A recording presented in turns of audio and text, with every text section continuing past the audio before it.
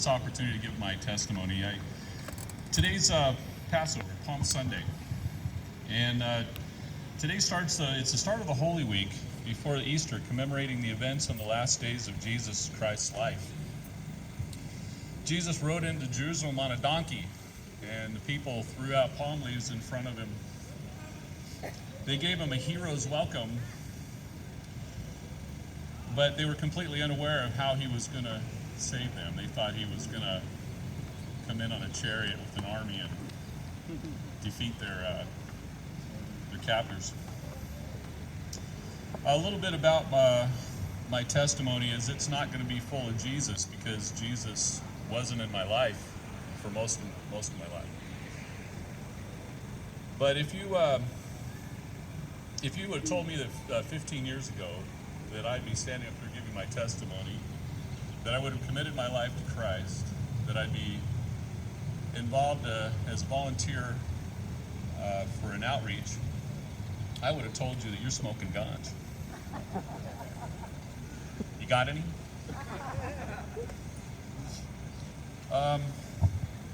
So I had a normal childhood, an upper middle class home. My father's a physical therapist.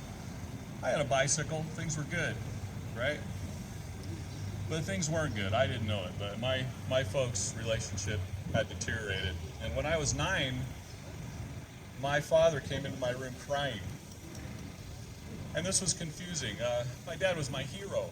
He's 6'5". He played ball for University of Utah. He's in my room crying, telling me he's sorry. And then he left. He was gone.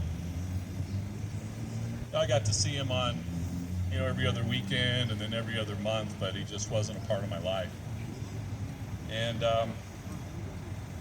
so right away that set a theme in my life, which was broken relationships. So it started with the broken relationship of my parents. I remember by the time I was 11, feeling very depressed. I didn't have anxious feelings then, that came later. I was very depressed, and I remember thinking about suicide, and I don't know if an 11-year-old could actually carry something like that out, but I had thoughts of it. I had a lot of anger. So it didn't take me long to find something to soothe those emotions. And I started smoking pot. And I remember vividly the first time I got high, thinking, oh, this is it. This is what life's all about. This makes me feel good. And so I was on a mission. And basically my drug of choice became whatever I could get a hold of at the time. When you're 11, 12, 13, you use what you can get a hold of. About that same time, pornography started creeping into my life, and I started viewing inappropriate things. I bounced from place to place. I ran away, lived with my father, lived with my mother, lived with my grandparents. It never worked out because I always ended up getting involved with the wrong crowd, trying to self-soothe, trying to self-medicate those feelings I was trying to avoid. Ended up stealing, went to jail. And so I was acting out what I thought others thought of me. I took on the responsibility and the role of what my father did. I thought it was my fault that my father left. I didn't realize this then, but I had really, really low self-worth, low self-esteem. I was on the streets before I was 17, and this was in Northern California. And I was out there for 5 years until I was 22. In Northern California, it's a different scene than what you see down here. There were no homeless where I was homeless. There was no food. There was nobody feeding me. There was nobody giving me clothes. And there was nobody out there trying to save me. Again, Jesus was not a part of my life at that time. I had no reference for religion at all. It wasn't a part of my parents' life. I didn't grow up with it. So I didn't know. I was what you call agnostic. So if I didn't work, I didn't eat. So I worked. But there were times when I didn't work. And so when I didn't work and I didn't eat, I broke into houses. And I always went right to the refrigerator because I knew there was food there. And after I would eat, I would go to the master bedroom and wherever to find whatever value I could grab, put in my pockets and leave. Well, I got caught. And fortunately, I was able to plead burglary charges down to attempted burglary charges, which were a misdemeanor. Now, if I hadn't have done that, I wouldn't be in the position I am now. I wouldn't have the profession doing what I'm doing. Well, I got lucky. I won't say I'm blessed. I don't think the definition of blessed is having things. But I got lucky because my dad came back into my life when I was 22. He literally pulled me off the streets, gave me a house, a place to live, gave me a job working in a hospital in the physical therapy department, and gave me an opportunity to go back to school. Now, that was really overwhelming to go from being on the streets to being in a hospital and having responsibility, policies and procedures. But I was motivated. I wanted to do something to change my life, and I worked hard, and I got a license to practice physical therapy. And that started a new journey. And I had I was living the good life. I had all the material possessions that one could need. I had houses, cars, a wife, a dog, anything you can imagine, but I was still broken. I was still using. I was still depressed. And at that point in my life, depression manifested itself as anxiety. I became anxious. So how do you soothe that anxiety?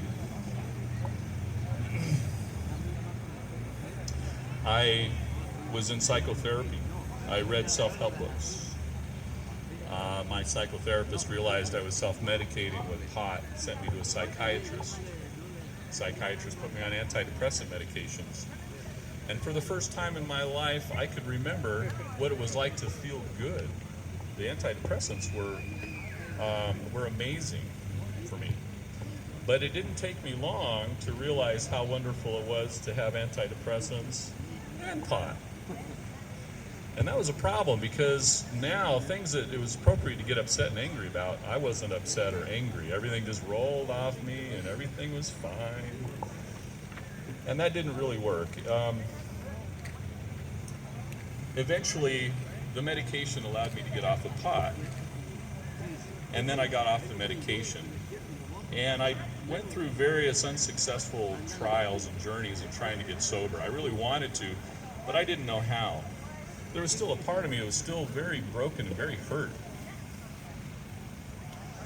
I had many unsuccessful relationships, especially with women.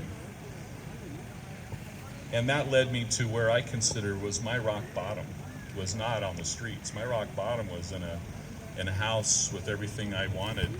I was literally on my knees. I didn't know who God was, but I asked him for help. I asked him to bring somebody into my life that I could have a successful relationship with him. That's what I asked for. And it didn't take him long to answer that prayer, and I met my wife. But what I got was so much more than what I asked for, because through my wife, I found Jesus. My wife talked me into going to Saddleback Church to check out the band. She said, they got an amazing band, you got to check this out. It's like a rock concert, it's not like church. I'm like, right. And she was right. It was pretty cool. And I think by the third time I went, the third Sunday, I think God spoke right to me. And that was about 11 years ago. So a little over 11 years ago was my last drink of alcohol. Thank you. It's been a little less than that for pot. I've kind of, I've fallen off the wagon. I had periods where I binged for a few years after that. And today I stand before you sober from pornography. Praise God.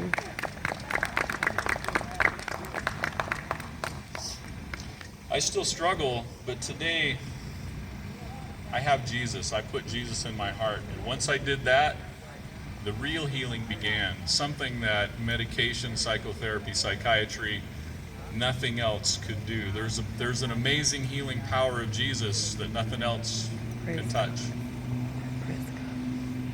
And that's the message I want to leave you with today. There's a verse, it's not my life verse, but there's a verse I wanted to share with you in closing, and that is Ephesians 6:11. Put on the full armor of God so that you can take your stand against the devil's schemes. Thank you.